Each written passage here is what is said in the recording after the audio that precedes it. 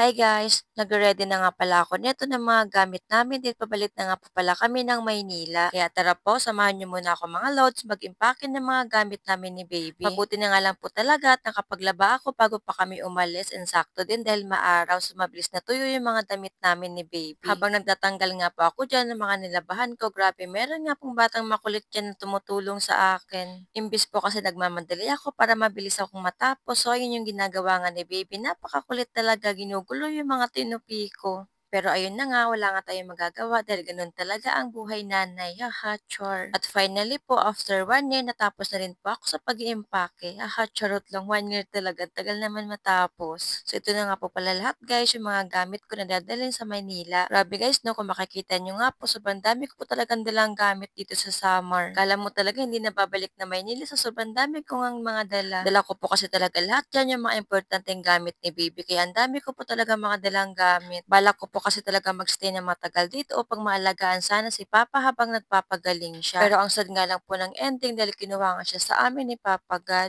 Sobrang sakit pa nga din po hanggang ngayon, grabe. Itong maliit nga lang po pala na maleta guys, yung dala ko papuntang Maynila and then biglaan po talaga yung alis namin. Mag-airplane nga lang pala kami guys ni baby dahil nabook na kami ng mother-in-law ko. Grabe rin po kasi yung worry nila sa amin dahil kasi nangyari sa amin sa Bagyong Christine. Sobrang taas po kasi ng baha dito sa barangay namin, halos umabot na ng second floor yung tubig. Tapos inaalala din po nila dahil meron pa pong paparating ng mga bagyo. Bago nga po pala ako umalis, so meron nga po palang sayawan dito nung gabi. So ito na nga po guys yung kinaumagahan, ngayong araw na nga po pala ang alis ko papuntang Gandara. Dinala na nga din po dyan ni Kuya yung mga iba kong gamit papunta po ng Gandara. Mamayang hapon pa po kasi ang punta namin ng Gandara, kasama ko yung isa kong kapatid din ako sa kanya sasakay. Sakto nga lang din po na hapon na kami aalis para makapagtirik din po muna ako ng kandila bago ako makabalik ng Maynila.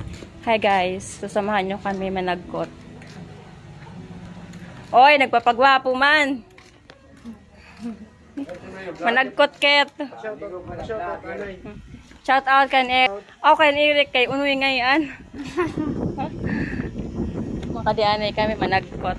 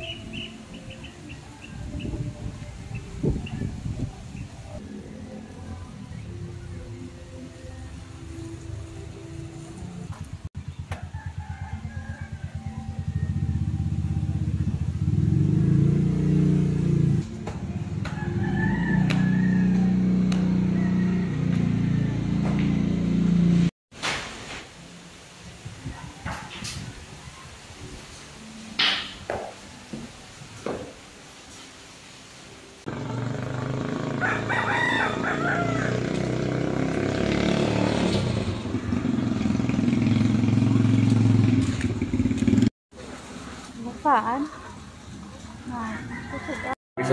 Oo. Sabay na baby, isa tayo.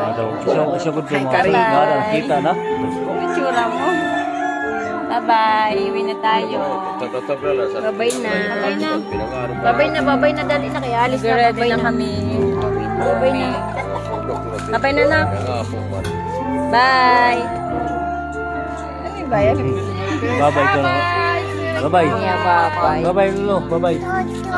Hindi kita man mo. Kiss na kiss. Isa na na kiss. Toy. Babay na kiss ana. Didila na. Isa na na kiss. Kiss daw, kiss. Kiss nanay, kiss kananay, kiss kananay. Kiss. Babay na tayo, babay.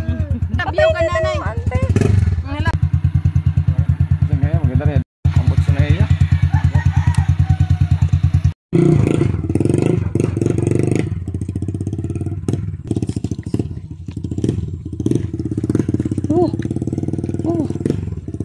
May karabaw.